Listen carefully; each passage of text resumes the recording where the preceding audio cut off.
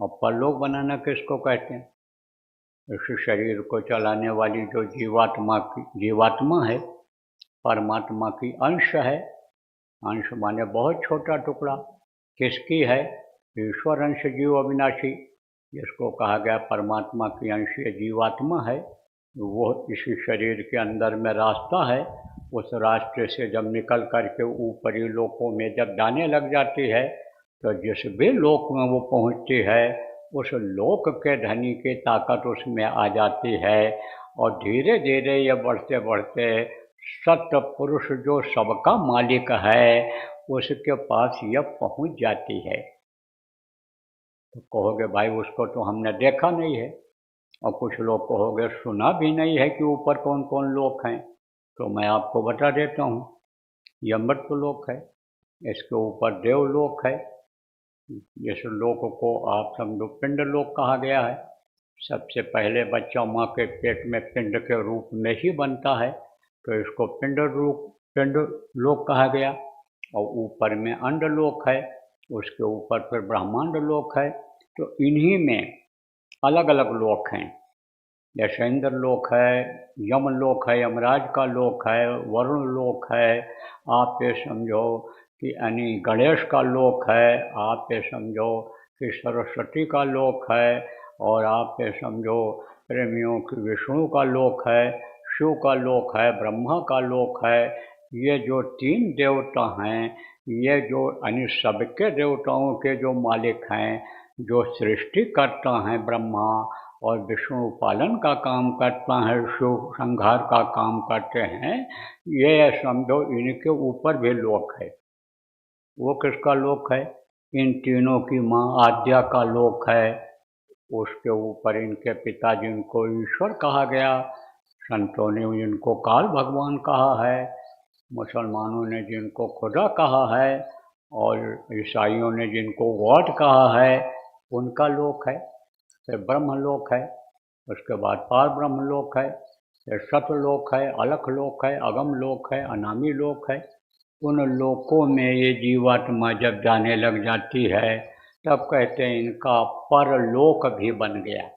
जैसे कहते हो परदेश, अपने देश को अपना देश कहते हो, दूसरे देश को परदेश कहते हो, भाई परदेश चले गए, ऐसे वो परलोक है। तो इसी मनुष्य शरीर से लोक और परलोक दोनों बनाया जा सकता है। ये जो मनुष्य शरीर है, ये 84 लाख योनियों में सबसे श्रेष्ठ है। यह देवलोकों में सबसे श्रेष्ठ है। तभी तो देवता मांगते रहते हैं इस मनुष्य शरीर को। नर समान नहीं कौनो देहि, जीव चराचर जाचर तेहि। जितने भी चर वर्चर के जीव हैं, सब इस मनुष्य शरीर को मांगते रहते हैं। अब आप सोचो कि जिन देवताओं को आप मंदिरों में खोजते हो, जाते हो दर्शन करने, मुसलमान लोग मस्जिदों में जाते हैं कि खुदा का दीदार हो जाए। आप समझो गुरुद्वारा में जाते हैं लोग कि शायद गुरु की दया हो जाए हमारे ऊपर, उनका दर्शन दीदार हो जाए। जब नानक साहब को होता था, जब अन्य संतों को हुआ, तो सोचते हमको भी हो जाए। वो देवता जिनको आप तीर्थों में खोजते हो, गंगा यमुना में, कृष्णा कावेरी में स्नान कर कर के खोजते हो, वो देवता आप जैसे मनुष्य शरीर के लिए 24 घंटे प्रार्थना करते रहते हो। तो यह शरीर आपका अच्छा है कि नहीं? बहुत अच्छा है। ऐसा शरीर और कोई है ही नहीं। इस 84 लाख योनि में नहीं है। 84 लाख योनि किसको कहते हैं? अंडज पिंडज उखमज और अस्थावर। सबसे पहले जब दुनिया बनी है, तब यही चार बने हैं। चार खान इसको कहा गया है। ये पेड़ और पौधे, ये समझो किस में आते हैं? जड़ योनि में आते हैं। ये अपनी इच्छा से एक जगह दूसरी जगह नहीं जा सकते, इसको अस्थावर कहा जाता है। और आप ये समझो कि ये जो अंडे से पैदा होते हैं, उनको अंडज कहते हैं। उखमज किसको कहते हैं? जो गंदगी से पैदा होते हैं, मनुष्य के पसीने से पैदा होते हैं। जैसे ये खटमल हैं, जू हैं, आप ये समझो ये पतंगे हैं, ये गंदे कीड़े हैं। तो ये किससे पैदा होते हैं? गंदगी से, तो इनको उखमज कहते हैं। और पिंड से जब जो पैदा होता है उसको पिंडज कहते हैं। तो माँ के पेट में रज और बीज जब मिलता है तब उस समय पर माँ के अंदर जो 6 तरह की शक्तियाँ होती हैं, जन्म, अस्त, परिणामी, वृद्धि और क्षीण, और माँ के अंदर में जो जल, पृथ्वी, अग्नि, वायु और आकाश ये तत्व होते हैं, उससे बच्चे का बनना शुरू हो जाता है। तो सबसे पहले एक ऐसे समझो एक बर्तन है जिसको रहम कहा गया है, उसमें ये रज और बीज दोनों इकट्ठा होते हैं। ये सूर्य की गर्मी से पैदा होते हैं, चंद्रमा की शीतलता से पैदा होते हैं। तो मनुष्य में समझो विधि कैसे पैदा होता है? सूर्य से, सूर्य के अंश से, उनकी ताकत से। तो सूर्य गर्म होता है और ये जो शीतल होता है, ठंडा होती है चंद्रमा, चंद्रमा ठंडे होते हैं, तो उनके अनिप्रभाव से ये पैदा होता है।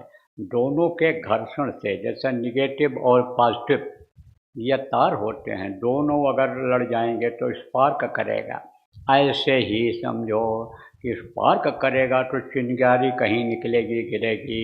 इसी तरह से रहम में वो इकट्ठा हो जाता है और फिर उसका पिंड बनता है, तो इसको पिंडज कहते हैं। फिर उसमें अंग बनते हैं और फिर 9 महीने माँ के पेट में वो बच्चा रहता है। 5 महीना 10 दिन का जब हो जाता है तब यही जीवात्मा जो शरीर को चलाने वाली है, जो सबके अंदर में है, मनुष्य जब चूक जाता है अपने कर्म को, जिसलिए मनुष्य शरीर मिला है, वो जब नहीं करता है जिसलिए उस प्रभु ने दिया है, मांगा था माँ के पेट में, जब तकलीफ में था, जब माँ के पेट की आग तपा रही थी, मुंह में जब यानी समझो बदबू नाक में आ रही थी, मुंह के सामने मांस और गंदगी जमा थी, तब वो तकलीफ में था बच्चा। तो उस काल कोठरी में से जहाँ कोई रोशनी नहीं है, जहाँ एकदम से बंद है, हिल-डुल भी नहीं सकता, वहाँ से प्रार्थना करता रहता था कि अब प्रभु कृपा करो यही भांति, और सब तज भजन करो, सब कुछ तज करके दिन रात भजन करूँगा, या प्रभु मुझको बाहर निकालो।